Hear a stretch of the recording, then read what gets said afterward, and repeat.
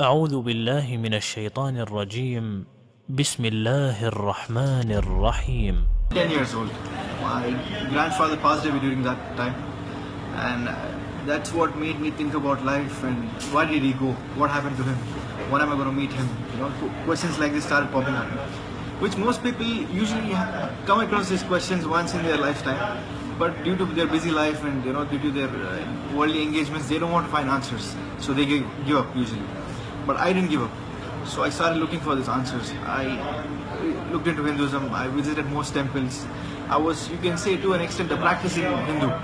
So I wanted to follow the religion better, try to do more things than what normal people do. So eventually I couldn't find answers to what I was looking for. I tried different sects within Hinduism, and those groups also were not able to satisfy what I was looking for. And then I was studying in a Christian school. And Christians are very friendly, very outgoing and well-spoken people. So I thought this must be the way, because the way people are usually depicts whether they are on the truth or not. So I thought maybe they are on the truth. So let me look into Christianity. I started looking into, basically researching about Christianity. And most Bibles that you open, it says it's revised edition. So this made me think that if this is from God, why do you even need to revise it? And also the concept of three being one. And one of the things that struck me was in most Hinduism or be it Christianity or any other religion, their core concepts, for example, Hindus, they make idols in worship.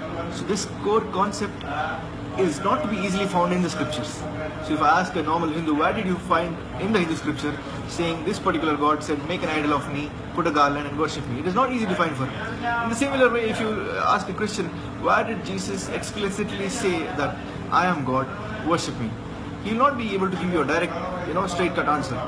So these things were quite contradicting. So from 3,333,333 whatever gods, I ended up with 3, and then I thought there is no God. I became an atheist. I joined college, went to the wrong path, did all the wrong stuff.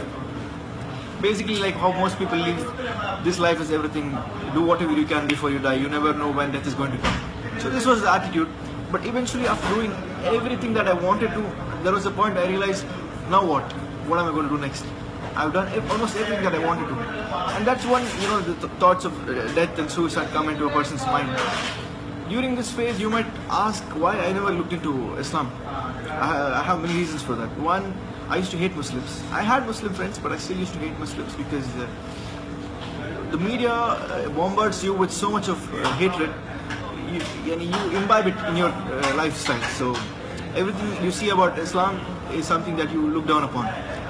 And the media connects Islam to terrorism so beautifully that it's very hard to even make a difference.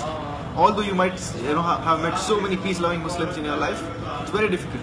So this was one of the reasons. And the other reason was I always thought Muslims worship either the grave or the sun or the star in the moon on the masjid or the Kaaba or the wall which they usually pray in front of. So I had very vague information about Islam, and I didn't want to even bother into looking to a religion that preaches hate. This can never be the true religion. This is what I had in mind.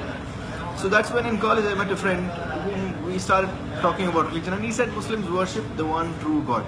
And this was like breaking news for me. I never knew تبارك الذي نزل الفرقان على عبده ليكون للعالمين نذيرا